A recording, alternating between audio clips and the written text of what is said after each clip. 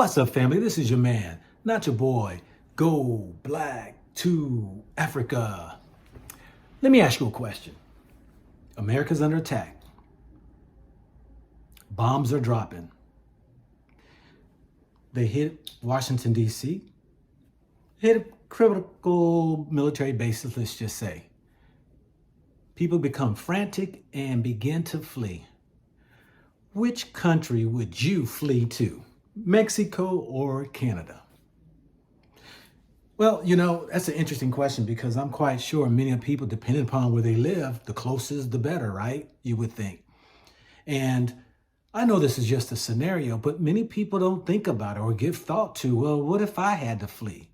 I mean, you look at the wars that are going on today and other wars, and when you see that, there are atrocities happening in different countries and genocides, that people flee.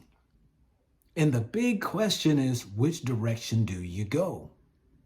Now, I know that I, per se, have an experience knowing that Mexico would probably be the easiest place to get into. One is that Mexico don't require you to have a visa. And they are just south of the border, if you will. Now, we know they come in droves and we might have to climb over our own wall to get over there, even though, we think that wall is for others not to come in. It might be a wall to keep us in. But in saying that, Mexico is a southern country which has a warm climate. And your money will go probably twice as far as it would if you were in Canada. You see, Mexico has a very reasonable living. And the cost there, one would be able to afford. Food is cheap. To sleep in a place, if you had to stay, $200 a month possibly. And that's dependent upon city to city. It also has, highways and stuff that you can enter in to go with a vehicle. Several checkpoints along the Mexican border.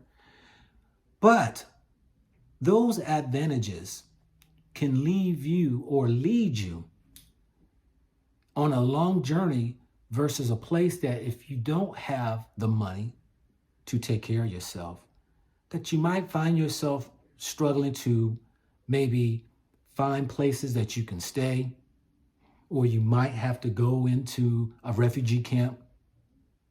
But what about Canada? Well, we all know Canada is up north, and it gets cold in Canada.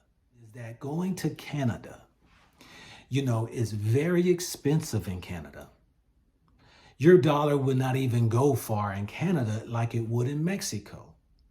And it has harsh winters that I know many of us who are maybe acclimated to warmer climates will find that you'd freeze yourself to death.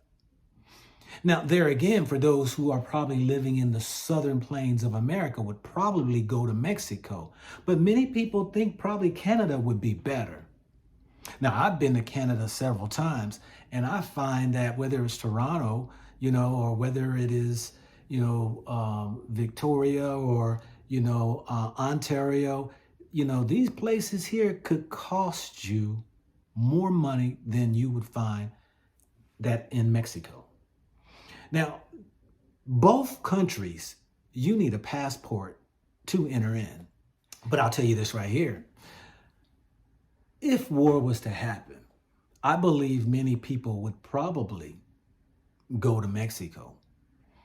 And that's because of the fact that most of the population probably is in the southern plains of America. Now, have you thought about Cuba? Because Cuba's 90 miles off of the coast of Florida.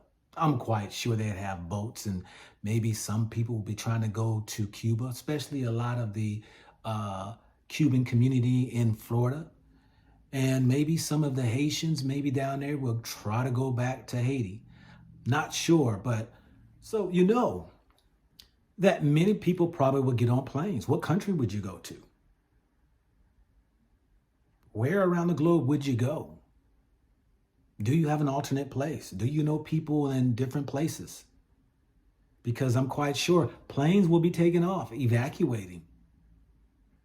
For myself, I know I would be go black to Africa. But in saying that, one should always be prepared. Never sleep on the enemy, because America only tells you one side. You never know the truth of what's transpiring behind the scenes. So I say, keep your eyes up and your head down. I want to go ahead and just drop this in your lap.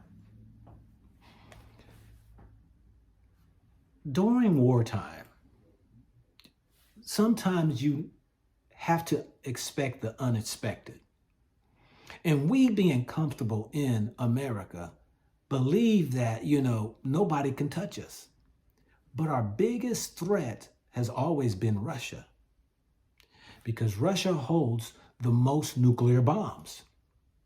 Back then, when they had, in the 1960s, during the Kennedy phase of presidency, that they had the Cuban crisis, this was something where the nuclear awareness and the alert was up, because Russia was tied in with Cuba, and America felt threatened that nuke bombs will be placed on Cuba's soil, and it was too close to home, as they say.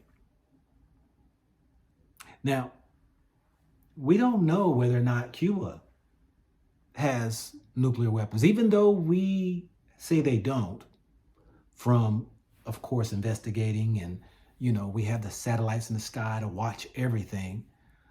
But Russia, being the number one country besides America who has nuclear weapons and has the ability to reach American soil, makes them the biggest threat. This is why America is very cautious in its approach with this Ukraine, because they know that getting too much involved in this Ukraine deal can probably start off a World War III. So you got to take it from old Sarge here. I used to work at Cheyenne Mountain in Colorado Springs. That's where the battle action crisis team is, whatever, for you all who don't know, that is inside of a mountain. It's the headquarters to where that they will control a war, because it will be hard to hit being inside of a mountain, that also a buildings inside there.